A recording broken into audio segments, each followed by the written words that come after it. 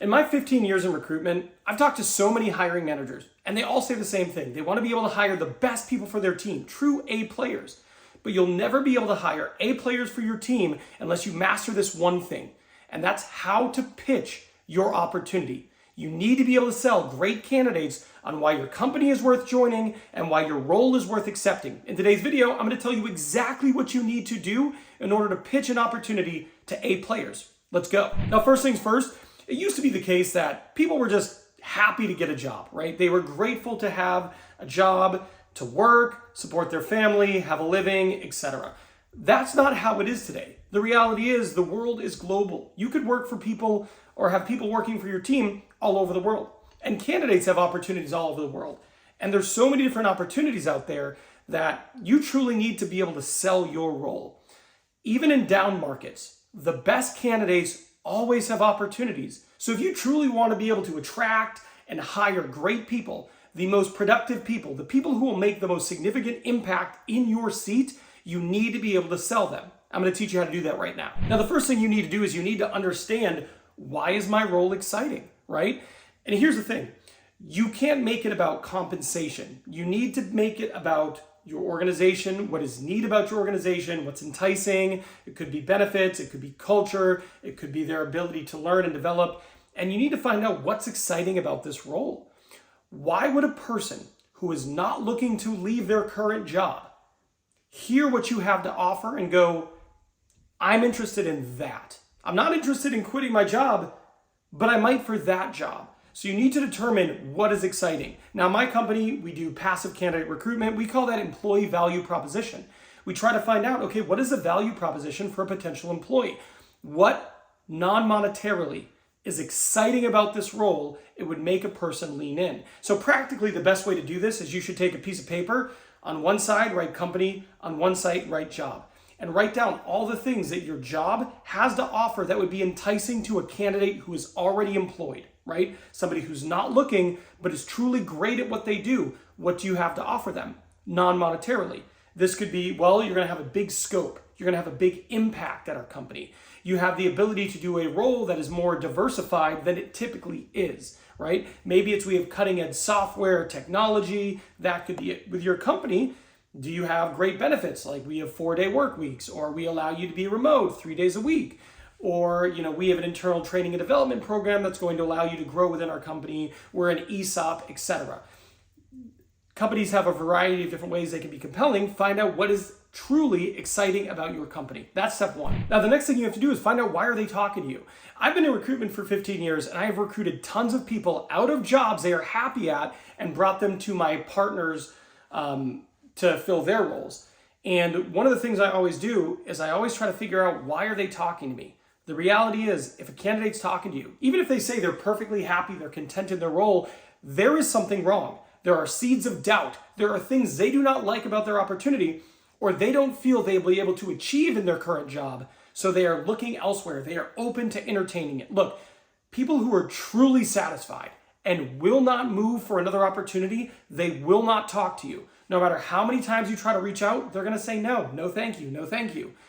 But if someone talks to you, whether you're a recruiter or a hiring manager or an HR person, it means there are things they are not getting at their job, or they don't think they can get it in the future at their job. It is your job to identify what are those things and to find them out. Now, the way I do this is I go, hey, after I've talked to them for a while, I've told them a little bit about the opportunity, what I like to say is, I reached out to you and I know you're working and it sounds like you're happy where you're at, but there's got to be a reason you're talking to me. Most people won't pick up my call unless, of course, there's a reason why they're open to hearing about other opportunities. What is that reason for you?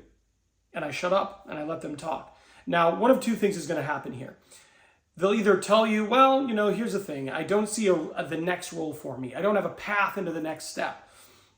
Or they'll say something like, no, I'm truly happy, but I'm always open to hearing about opportunities, right? What that means is they don't want to tell you, they want to retain their leverage smart. But that's not going to work for you, because you need to understand why they're willing to talk to you. So what do? Well, then you ask them, okay, well, that makes sense. Well, I appreciate you taking the time to chat with me. I think it's always good to network. So let me ask you this. Where do you see yourself in 3 years? Like, if you could draw it up, what is the ideal path for you over the next 3 years? And you let them talk. And then after you're done talking, you're making notes, You go, okay, well, do you have that opportunity where you're currently at? Most of the time, they're going to say no, right? There's a reason why maybe, but they're going to let you know that maybe that isn't there. Now, what you're trying to do is you're trying to gather this information for step 3. Step 3, you're trying to show them that the things they are dissatisfied with, the things they don't have in their current opportunity, or the things they're not going to be able to achieve over the next couple of years, you can provide them for it. Provide that for them. Now, you don't want to say it if you can't, right? You're trying to identify what do we have to offer, what are they looking for, and when you have a match, then you want to be able to pitch them. When that happens, I like to say, it's really interesting that you say that, and I think it's actually great that we're talking because I think you're going to find this really interesting. My partner, my client here, one of the things that they're actually going to be able to do for the person in this role is A, B, and C. And I let them know that the things you don't get, the things you want but you're not able to achieve in your current role, we are able to provide that for you. The whole point is you want to find out what do we have to offer, what are they missing, and then marry the two. But you're not done yet. But the final thing you want to do is you want to make sure that your opportunity stands out to them and your opportunity is superior to other opportunities, right? Because if you're really going to get invested and think, ooh, I think I can hire this person, I want them on my team, you need to mitigate the risk of them accepting another offer elsewhere. Because if they're interviewing with you, they're probably interviewing elsewhere. So if you're a recruiter, hiring manager, or HR person, you need to make sure you're asking this question to candidates. You need to ask them, how does this opportunity compare with the other opportunities you're currently interviewing for? Now, what I did there was I was assuming. That's an assumptive question.